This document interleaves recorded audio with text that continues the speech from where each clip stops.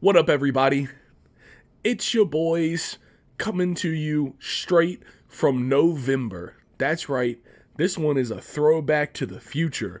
We pulled out our way back hats and we guessed what 4 teams would be participating in the NFL Conference Championships. And today, in this episode, we're going to give you a breakdown of those 4 teams and how we think the Conference Championship would play out. And he scores on the last play of the game. Touchdown! They talk about that play. Becomes a nation forever. Are you ready? Riley You got Peters, barbecue back there, and you didn't invite me. Hurt my feelings. Preston Rowe, One of the best young coaches in college football. it's the trash talk tailgate. Strong right slot, C right, spider 2 wide banana seal. You're gonna call it like it's your favorite play you've ever gotten in your life. With me, as always, my partner in crime, Dr. Preston Rowe, defensive backs quality control coach at Louisiana Tech University. This is the Trash Talk Tailgate, and we're here to let you learn some football. What up, buddy? How are you? I'm good, man. Yeah? Just knocking out the TTT before I got to go to work this morning. So, Yeah, man. Listen, a little rise and grind for us. You know, life is hectic and schedules are busy, so sometimes you got to go up, wake up, and get it fucking going. It's motivation. All right, man. So, like I said in the opening of this, we're gonna talk about the conference championships, the NFL conference championships, to be exact. We have on the NFC side the San Francisco 49ers. They're playing the Philadelphia Eagles, the Eagles. And on the AFC side, we have the Cincinnati Bengals. And they are playing the not in Kansas City Chiefs. All right, man. that's a good one. Thank you. Right. So let's start with the NFC here. The best conference in football. The NFC. So we got the 49ers versus the Eagles. The team of brotherly love, as some would call them. We're going to do, the breakdown that we've given a couple times, but, I'll give it for this one. The 49ers, they score 27.3 points per game. That is, as of the standing 5th in the NFL, kind of the end of the regular season, while only allowing 16.7 points per game. That's first.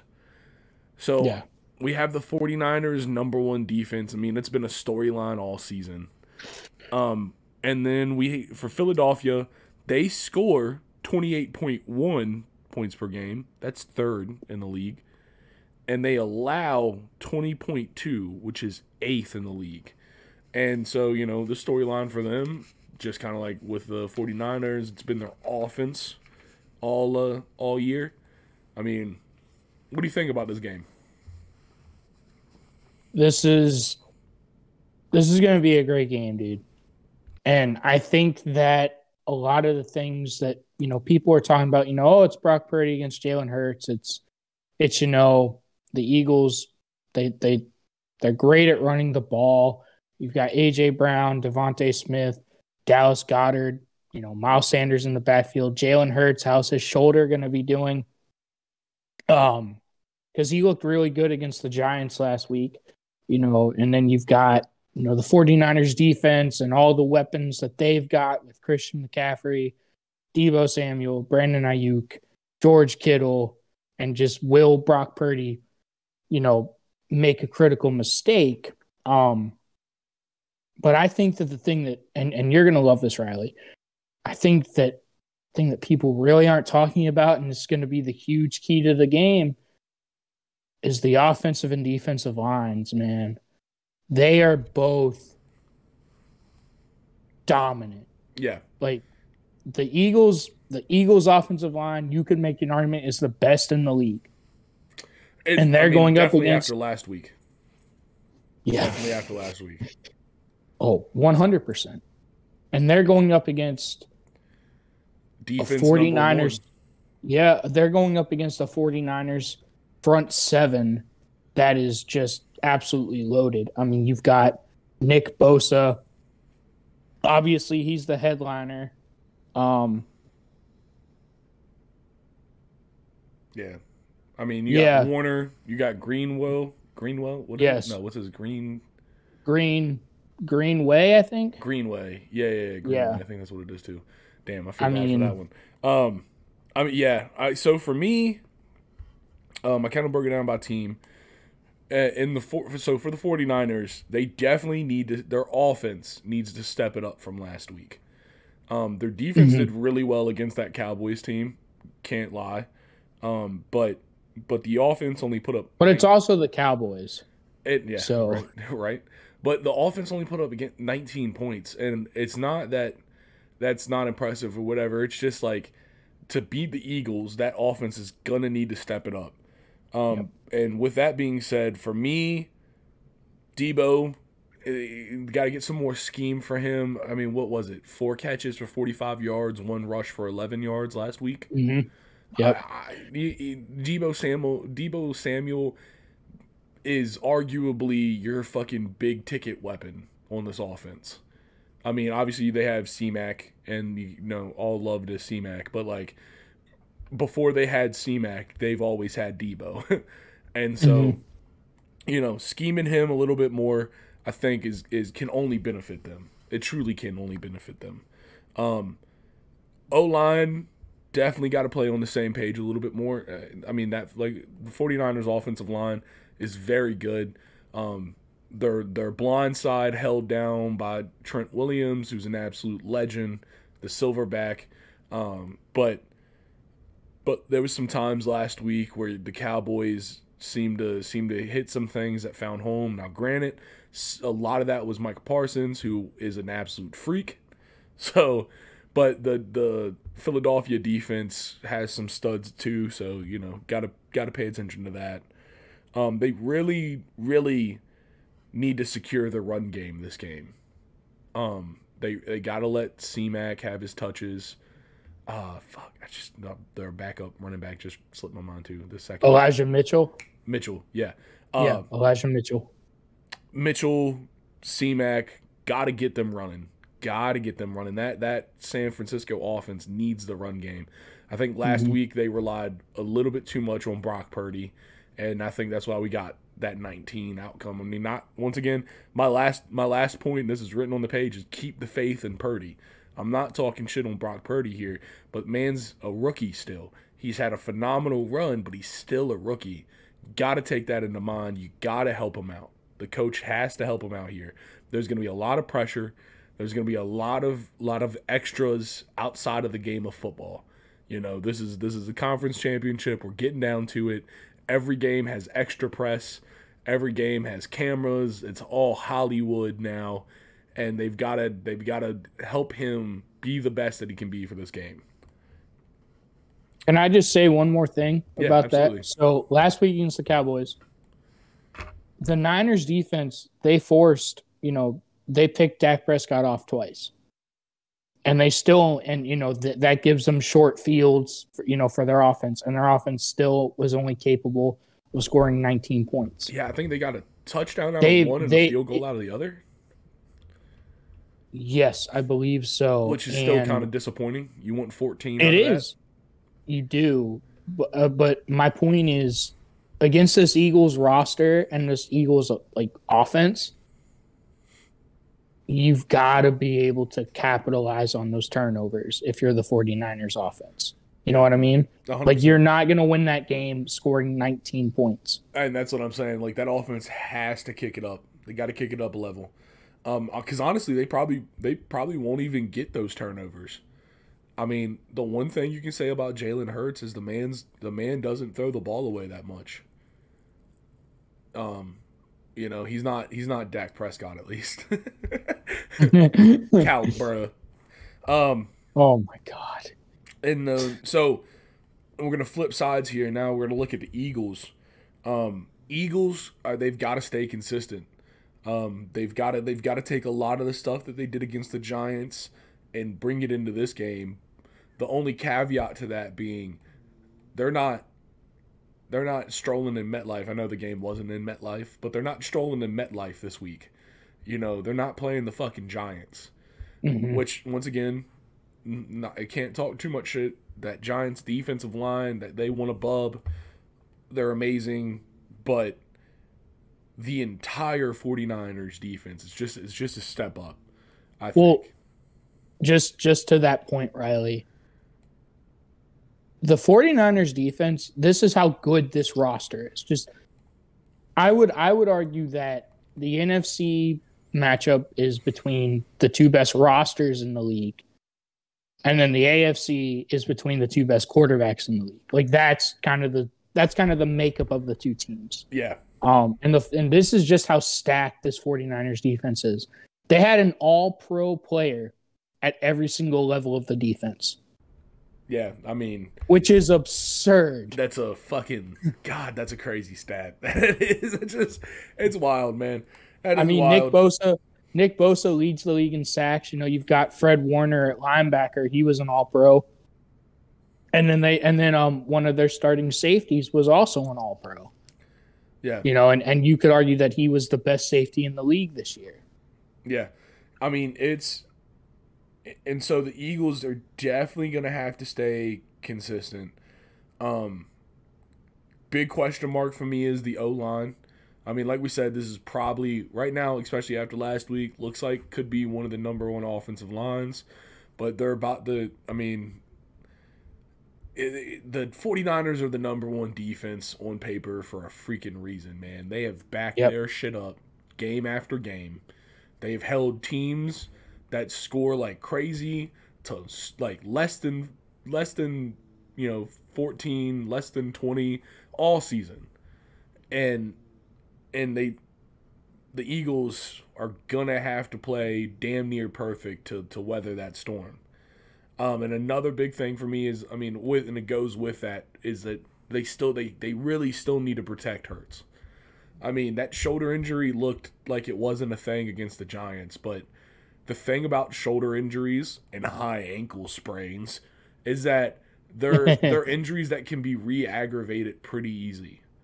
I mean, a couple hard plants and that shoulder isn't going to throw the same, So, Eagles offensive line, they're going to have a big, big task this week. And, I mean, I believe in Jason Kelce. Lane Johnson, Jordan Mailata, like those guys are legit. They sing very well, so let's see how well they can play football.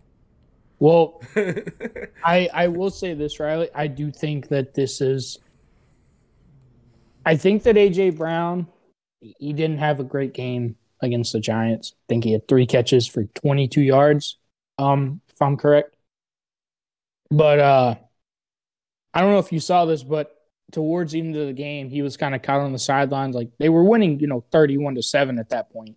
Like the game was won, and he was kind of on the sideline. He was kind of pouting and looking very frustrated that he only had 3 catches for 22 yards. And that's cool against the Giants, but I think that might be a bigger issue against the 49ers, because if he gets frustrated, if he doesn't get, targets early and often, the 49ers might be able to just mentally take him out of the game. And that would be huge because he's their best receiver. He had over 1,400 yards receiving. He was an all-pro receiver this year. And, I mean, I know it's 31-7. A lot of people thought he was being kind of a diva when that happened. I didn't really think it because, like, as a receiver, you want the ball. Like, I get that. But I think that might have given Kyle Shanahan some extra ammo in the chamber because, okay, we can just double AJ for the first quarter, first half, and let Devontae Smith hurt us, let Dallas Goedert get a lot of catches, and kind of mentally take him out of the game. You know what I mean? Yeah, I mean, I definitely, damn, that's a deep cut, Dr. Preston. That's a deep fucking cut. I'm a coach for a reason. So Yeah, no, that's a good one, man. That's a good one. Yeah, fucking wide receivers are divas, man. I mean, But yeah, I mean that's a good point. Yeah, I mean, maybe it was all a plan though. I don't know. I'm not gonna say that. That's deep psychological warfare. If the Eagles did that shit on purpose. but dude, like they did something that like Yeah, no, that's it's something. something the That's something 49ers would 100% do. Exactly. That's what I'm saying. Like for the 49ers, it's definitely. What I was saying that's like deep psychological is if the Eagles. I was gonna say like maybe the Eagles are setting them up so they think they can fucking do something to AJ Brown, but the whole time it's a trick. Oh, okay. But I was like, that's way too deep. No one's doing that. No one's doing No, that. because he's your best receiver. Yeah, You're not yeah. gonna purposely not throw him the ball. Oh, hey man, if you win, you win. You know, if you win big too, like Yeah, but it's not gonna be a they situation played where the you most can dangerous afford. game. You're not gonna be able to do that in this game because the 49ers defense is just too good. No, Like, yeah, 100%. Yeah. I mean, it's gonna be a different. It's a different. Every week is a different week. Every game is a different game. That's definitely something to look out for. I'm gonna keep my eye on that. But I can't imagine. I think the Eagles are gonna need him early. So they're gonna try to feed him the ball. I think. Yeah, they're definitely gonna need him early. Because they're gonna have to really stretch out that 49ers defense and get that run game going underneath. But Because again, I think that's going to dude, be the best way to go. So far, the teams that have had the best luck against the 49ers have kind of hit them early and then just grinded it out from there. It seems to be the recipe if you're going to want to beat them. so but, Riley, who do you have in this game? Ah, man, now that's the hard question. That is the hard question. That's the hard fucking question. So, yeah. I mean, I'm going to go with the 49ers here. That roster, man, it's just hard to go against it. You're going against the Christmas album? I'm going, dude. This is the first week where I have to go against the Christmas album, man. That's insane. I know, man. I know. I'm going against the Christmas album. I just see a big game for Christian McCaffrey.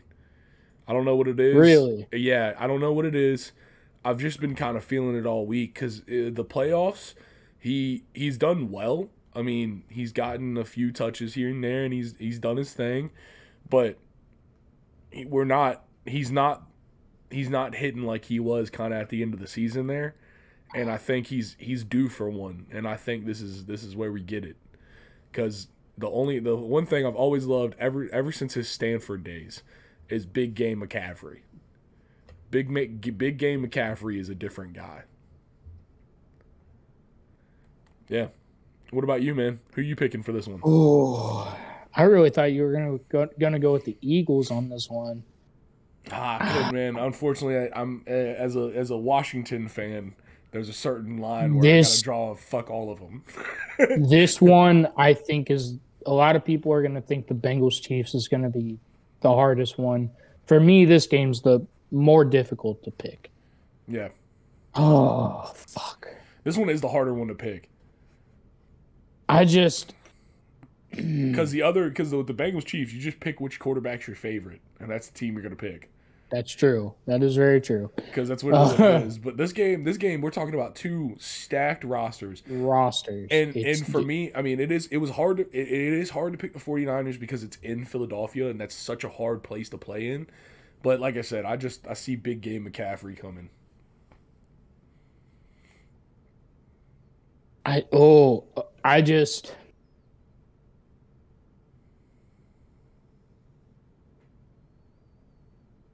going to pick the Eagles. And this is why. The 49ers defense, yes, like in terms, like they are amazing. But where you can get them is through the air. They're not a great pass defense. Yeah. And, you've got A.J. Brown, like I said, Devontae Smith, Dallas Goedert, and Jalen Hurts. If his shoulder is anything like it looked against the Giants last week, I think Jalen Hurts at home, what he's done to that team and that culture, man, I don't know how you can go against Jalen Hurts right now. Yeah, man. It's going to be a great game. I'm not. Isn't it hard? It is hard. It's so Even as hard. I said the 49ers, I was like, man, but it's in Philly. Like everything. In Philadelphia. Yeah. I'm going to take the home team just because. Just a little. Let's have a little Eagles action fans here. are fucking brutal. Yeah. And I'm a really big fan of Jalen Hurts, just what he's done for that locker room and that culture, that entire organization. That is true. He's just a leader, dude. He's a leader and he's a winner. Like you could argue that it's what Joe Burrow's done for the Bengals. Like, oh, it's 100%. It's it's very similar. It's to that level, and as much as I love the 49ers, I'm not a huge Kyle Shanahan fan, but I think the Eagles get it done at home. I think the home field's going to be a huge factor in this game, and I think that's the difference. All right, man. So the next game that we have the Cincinnati Bengals versus the Kansas City Chiefs. Yeah, so first, I had a really fun moment the other day when I told someone the Kansas City Chiefs weren't in Kansas. Like, they had like a fucking minor meltdown. They were like, what? They're not in Kansas? And I was like, no, Kansas City isn't in Kansas. And it's in Missouri. Yeah, it's in Missouri. Missouri. Which also kind of kills me that Missouri has 2 fucking NFL football teams. Or, well, used to. Ah! That one's just to piss off all of our listeners in St. Louis. Just a little fun fact, Riley. I'm 0-2 in my coaching career in the state of Missouri. I've coached 2 games in the state of Missouri. I'm 0-2. So hell yeah, man. Missouri can go fuck itself. Mizzou, fuck you. Okay. So for the Bengals are scoring 26 even points a game. That was 7th in the league, while allowing 19.9, which was 6th in the league. The Chiefs, they score 29.2 a game, which is first. That's first, right? Yeah, dude. Yep. I mean, Mahomes in the cannon, dude.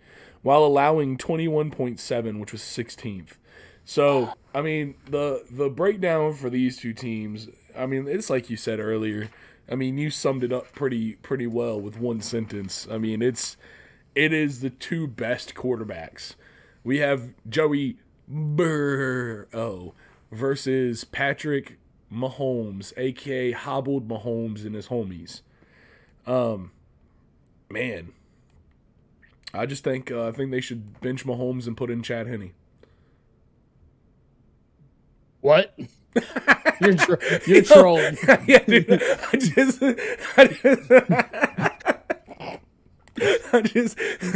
I wanted to see how long it took you to process that one and react to it. Oh, man. I mean, Chad Henne does have the Kansas City Chiefs' longest drive in the playoffs ever. Okay. So, that was more because the Jaguars' defensive coordinator was retarded. Yeah, man. Fair. All right.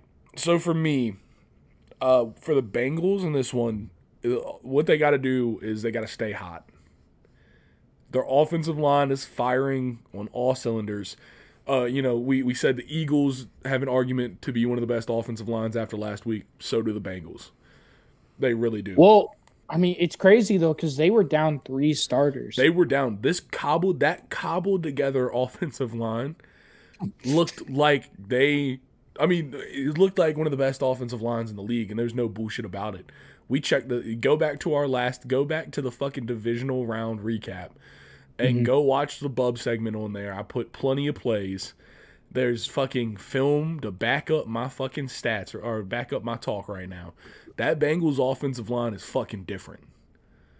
even hurt. I honestly, if they don't keep those 5 guys together for at least a little bit in this game and see if they can keep that energy, I think they're fucking up. Because I think they went against a harder pass rush to bear than they are this week. I mean, don't get me wrong, Chiefs defense has some fucking killers on it. But so does the Bengals offense. Yeah, exactly. But yeah, the Bengals got to stay hot. You didn't get that, did you? Wait, no, I didn't. That one went over my head. I was thinking on my next sentence. I didn't even. That was one where I heard but didn't listen. You said the Chiefs defensive line has some killers, and I said so does the Bengals offense. Oh shit! Shouts to T. Higgins. Yep. Shouts to my fucking viral short insult to injuries. Go check it out on fucking YouTube. It's in the fucking. Apparently YouTube is also a huge Dallas Cowboys fan. Yeah, YouTube is just a big Dallas Cowboys fan. Go check out Fucking our short bullshit. Dallas Cowbros. Dallas Cowbros. It's also on the page. Go click. While you're there, like, subscribe, comment on videos. Fucking definitely check out all of our shorts. We've got some bangers out there. The world's just waiting to see them. But yeah, back to the Bengals. Need to stay hot. Joe Burrow's being a fucking amazing. I will truly be disappointed if Joe Burrow touches grass and for a sack this game. I mean, honestly, he got sacked once last week. Yeah, like I mean, I'd be disappointed if he touched the grass. Now, with that being said, the last thing that I gotta say for the Bengals is like their defense has to stop that Kansas City offense. I mean, their defense is one of the best in the league. Like they don't have a lot of big names, but they are quietly one of the better defenses in the league. They are. I mean, they're sixth in points allowed. I mean, that's top 10. I mean, at this point in time, all 4 of these teams are fucking amazing. There's a reason why these are the last 4 teams. But I don't think anybody would call me a liar if I said the Bengals have been riding their offense all year. I'm not saying, once again, that their defense isn't great, because they're very good. But Patrick Mahomes and the Chiefs, man, that's the number 1 scoring offense. It's the number.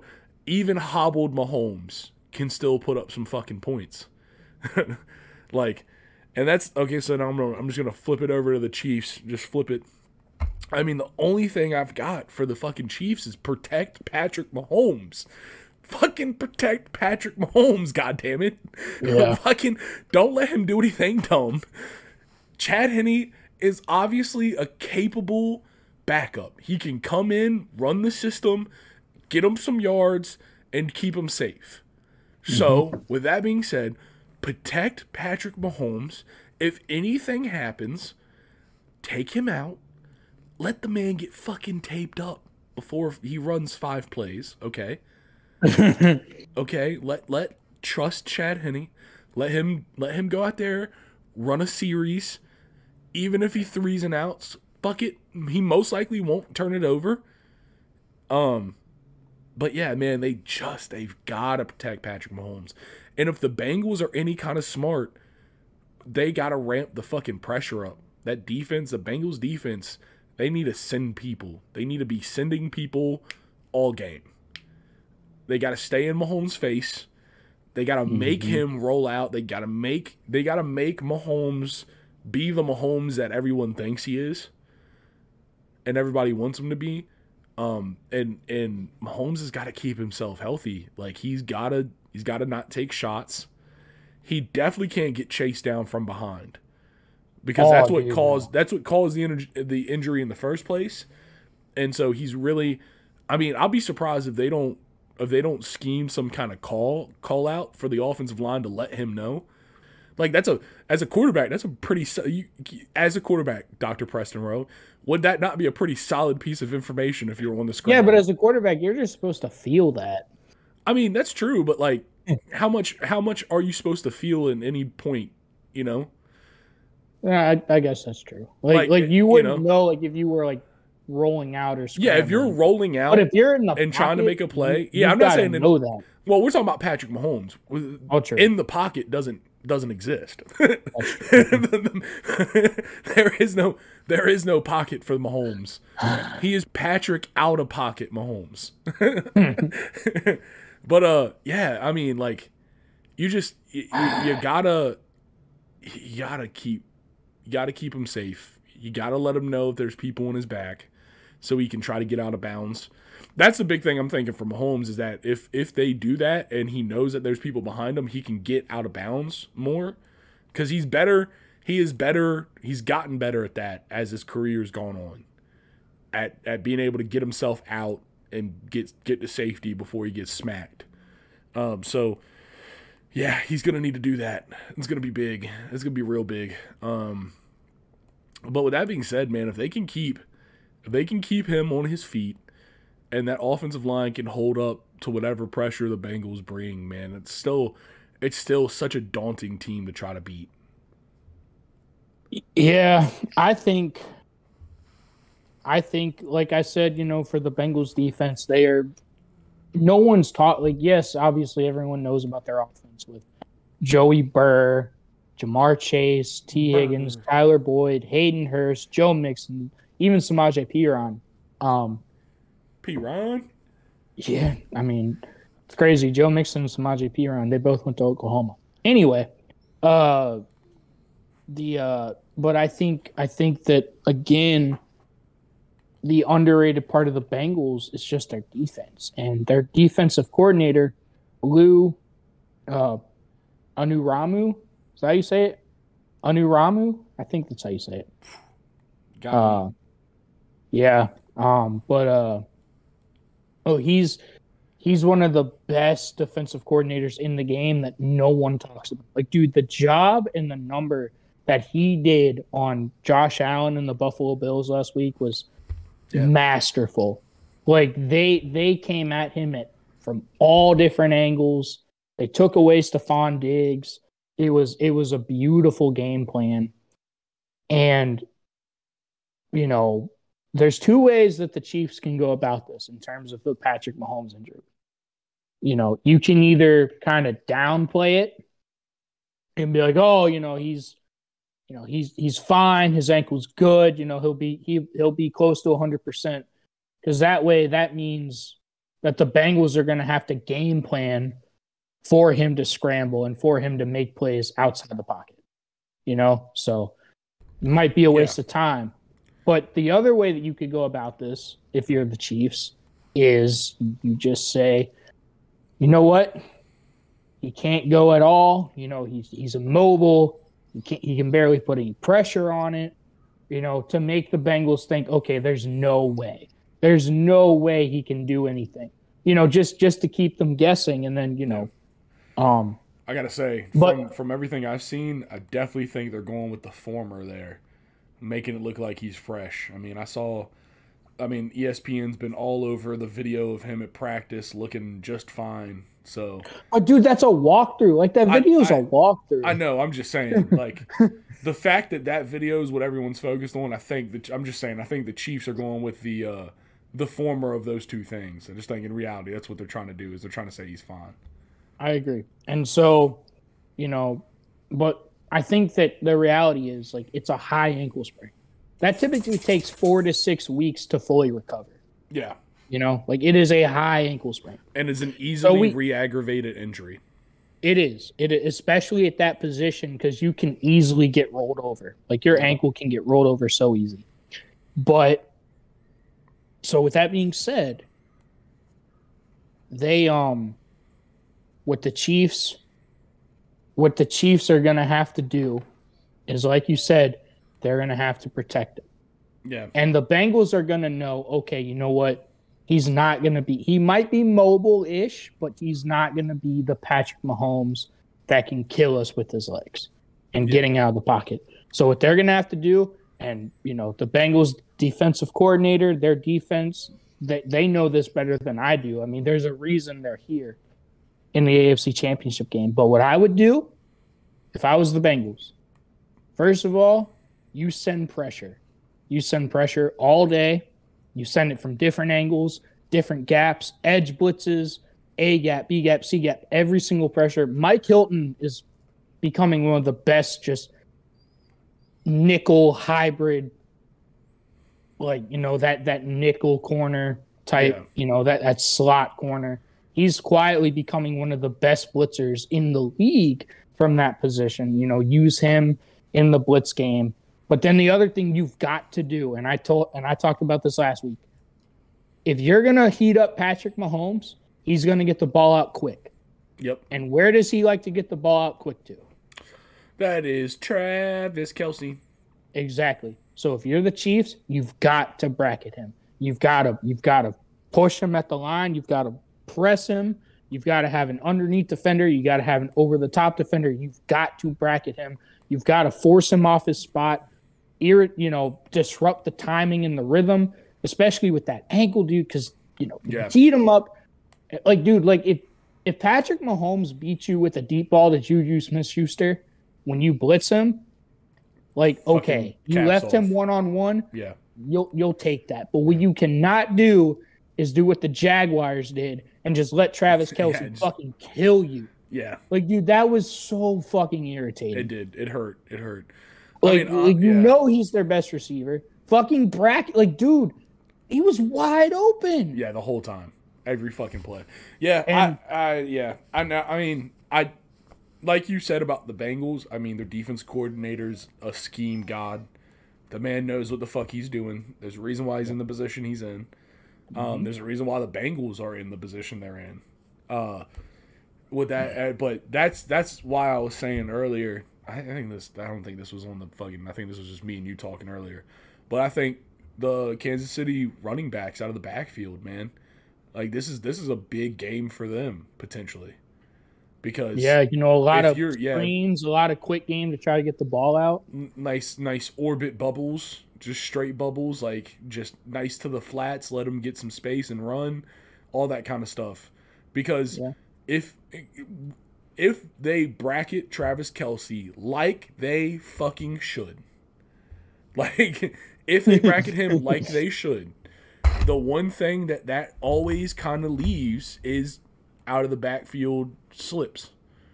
That's the natural kind of yin and yang of that choice, because you're going to take away one of the people that would ideally typically be on the running back and use them to stop that tight end.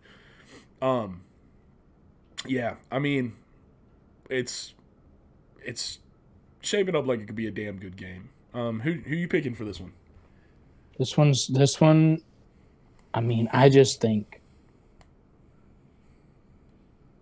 By the way, dude, we didn't even talk about the fucking trash talk going on this game. Oh yeah, dude, hold on. Yeah, fuck that. Fuck the pick. Let's talk about some trash talk. It is the trash talk tailgate. It is. We'd be remiss if we didn't talk about it. I'm disappointed in you. Honestly, we talked about it. This is why we fuck up talking about shit before the episode, because we talked about it, but we didn't talk about it on the episode. So in my head, I was we talked about it. This is true. Yeah, man. So break down what you've been hearing. So I don't know if you saw this. I don't know if you've heard about this, but NFL Films, after the Bengals win in Buffalo, after the game, they caught Mike Hilton saying, the DB, the nickel / corner, who was blitzing all night against Josh Allen. They caught him saying, "See you in Burrowhead. See you in Burrowhead." So fuck yeah. So that kind of set it off. The Bengals really truly believe that though. Like they've been saying it all year. Joe Mixon said it, weeks ago. We're the best team in the AFC. We're the team to beat in the AFC. And everyone's like, okay, well, you got to go back it up, and they have. But now this is the biggest test, of the season. But they're not afraid of them, because they went into Arrowhead in the AFC Championship game and they beat Patrick Mahomes last year. So, and then the Chiefs, one of their linebackers yesterday was asked, this is ridiculous. He was asked, what's impressive to you about the Bengals offense?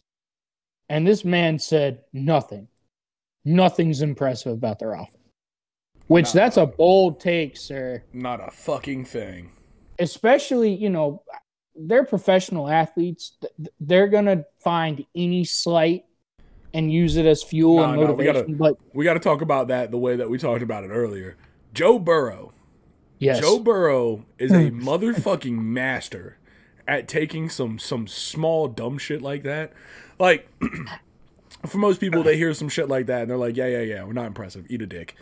Joe Burrow will take that sentence and he'll, like, pregame with his team. He'll be in that huddle and he'll be like, he said we're not impressive. What are we going to do? We're going to be impressive. We got to be impressive. You know what's going to be impressive? Me smoking a cigar after this game. That's going to be impressive. Let's go show him how impressive we are.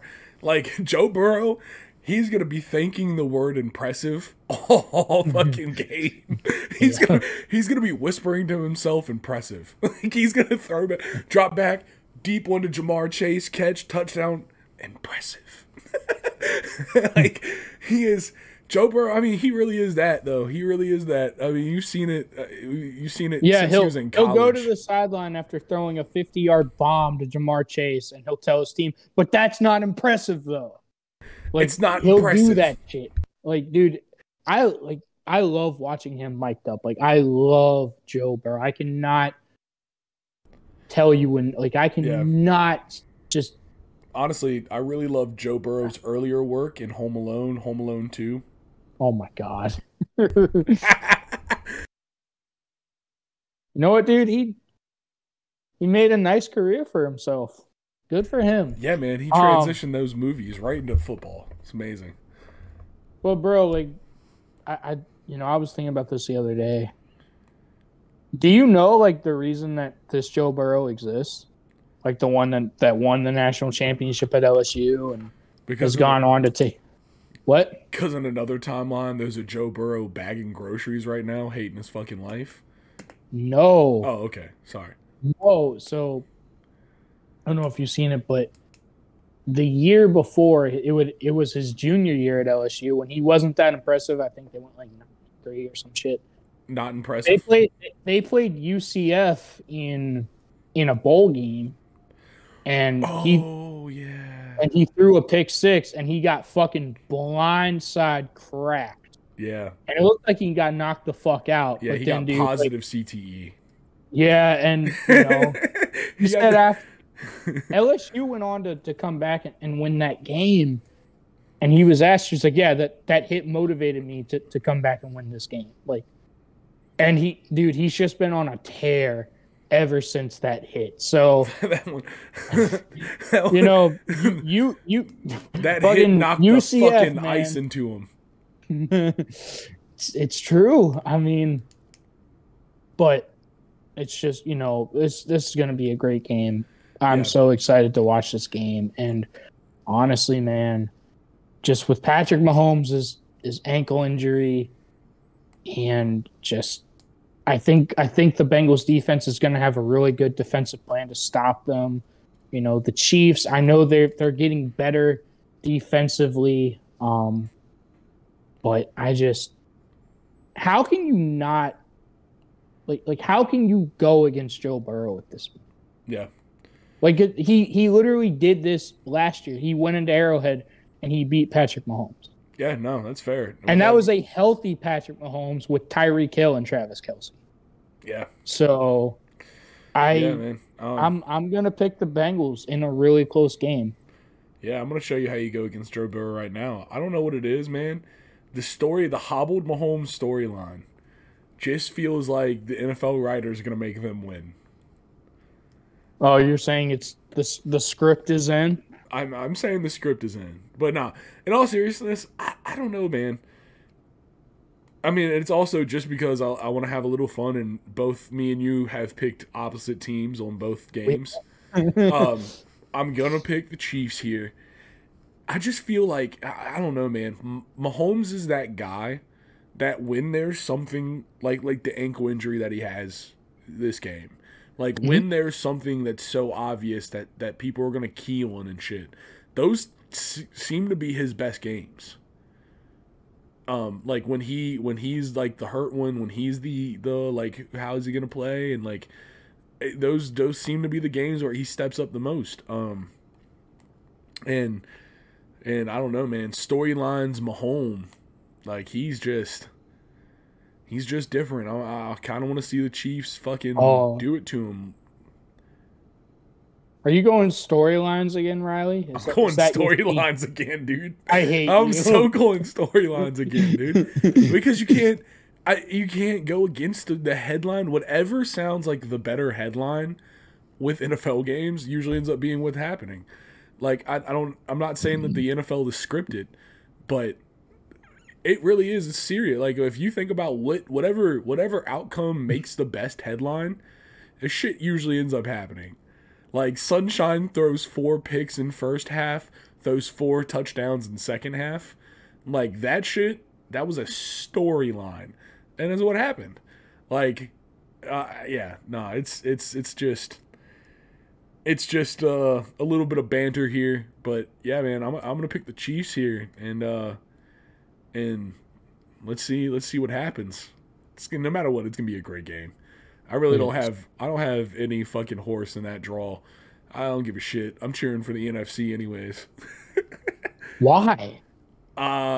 Because you gotta have loyalty, man. I'm a Washington fan, so at the end of the day, I want the NFC to win because that's our conference. Okay. All right. It's dumb, but so is every other thing about fucking sports. Like, hey, man, that's my profession. It's my love, and I love something dumb in this case. Nah, it's true though. I mean, like loyalties and shit like that, it's all dumb. Like we just arbitrarily pick a side and we fucking root for that side with blind fucking loyalty. And in this case, I'm picking the NFC. How does it feel to know that you root for Dan Snyder? It makes me feel like I hold cheerleaders hostage in Costa Rica. I mean, man, you're I had to ask it, dude. You're the one that took it there. Hey, man, and he's the one that took them there, if you know what I'm saying. That's true. Nah, man, I'm a Washington fan for the day that we can all hang Dan Snyder in a public square. I'm swear to God, if the purge was real, the first thing I'm doing is hunting down Dan Snyder. Good luck finding him, bro. I swear to God, I would. I'd get my little beagle and I'd go pay however much money it took to get something with the scent of Dan Snyder. And I'd give that scent to my little beagle and he'd fucking find him for me. He's got a powerful sniffer. He sniffs harder than Darth Brandon. Check out the Spute for that reference. All right, man. Well, this has been a good one, dude. Hope these games are good. They should be. We hope y'all enjoyed this breakdown. You know, we finally got the chance to get pretty in depth on each team. You know, we're getting down to this. We're gonna be live streaming the Spooper Bowl for sure. So keep your eyes out for that. Yeah, man. I'm excited, man. This is gonna be a great weekend of football. Yeah, this is gonna be a barn burner of a Sunday. That's for sure. All right, buddy. Well, I know you got to go. You got to hit the road and try to make some more ESPN headlines. I've got to go. Well, flip this episode so all the people listening right now can listen right now. With that being said, the Trash Talk Tailgate, we're packing up and we're getting out of here, boys. Peace.